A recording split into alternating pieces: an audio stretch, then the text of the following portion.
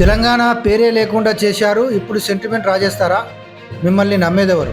అప్పుడు ఒడ్డెక్కినాక ఫక్తు రాజకీయం, ఇప్పుడు నడిసంద్రంలో మునిగినాక సెంటిమెంట్. మీలో మార్పు కోరుకున్నారు, అదే లేనప్పుడు ఎన్ని ముచ్చట్లు చెప్పినా వినేవాళ్ళు లేరు.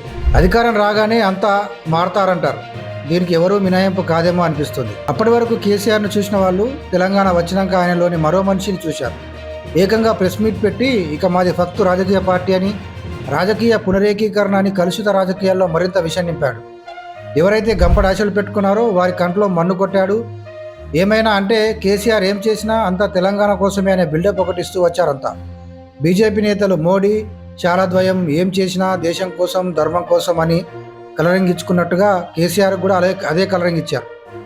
సిట్టింగ్లకు పెంచి పోషించాడు కేసీఆర్.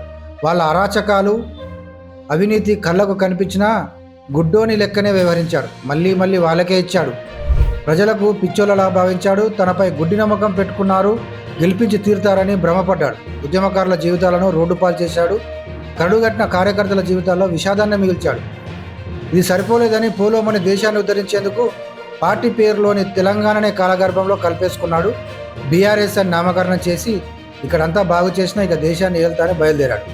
ఇక్కడ సొమ్మంతా మరాఠాలకు మింగబెట్టాడు.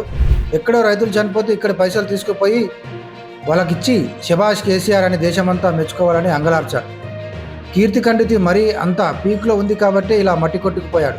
అయినా మారలేదు, అహంకారం వీడలేదు. ఇప్పుడు కేసీఆర్ కేటీఆర్లకు మళ్ళీ క్యాడర్ గుర్తొచ్చింది. తెలంగాణ సెంటిమెంట్ యాదికొచ్చింది. దీక్షా దివస్ అంటూ సెంటిమెంట్ రాజేసే ప్రయత్నం చేస్తున్నారు. అసలు ఈ దీక్షా దివస్ ఎంతమంది జనాలకు గుర్తుంది? తెలంగాణ ఏర్పాటు రాష్ట్రం వచ్చిన తర్వాత ఎంతగా మారాయి జనాల బతుకులు అని లెక్కలేసుకున్నప్పుడు చెప్పుకోవడానికి ఏమీ లేదు. మరి అలాంటప్పుడు దీక్షా దివస్ను ప్రత్యేకంగా గుర్తుపెట్టుకోవాలా? నువ్వన్న బంగారు తెలంగాణ వచ్చిందా? రావాలంటే ఇంకెన్ని టర్ములు నిన్ను సీఎం చేయాలి, నీ కొడుకుని సీఎం చేయాలి, నిన్ను నీ అవినీతి ఎమ్మెల్యేలను ఇంకెన్నిసార్లు నెత్తిన పెట్టుకొని ఊరేగాలి. మీ బతుకులు పచ్చగుండాలే, పేదోడు బతుకు రోడ్డుపాలు కావాలి. అదే మీరు చేసింది, అంతే మీ ఆలోచనలు. ఇంకా మారలేదు, మారతారనే నమ్మకం కూడా జనాలకు లేదు. ఇప్పుడు దీక్షా దివస్లో పాల్గొనే వాళ్ళంతా కరడుగట్టిన బీఆర్ఎస్ కార్యకర్తలు, ఉద్యమకారులు. వీళ్ళంతా ఇకనైనా కేసీఆర్ మారి మాకేమైనా అవకాశాలు ఇస్తాడేమోని ఆశగా ఎదురు చూస్తున్నవారే. కానీ వాడుకొని వదిలేసే రకం కేసీఆర్. ఎందుకంటే తను భక్తు రాజకీయం తెలిసినవాడు కాబట్టి.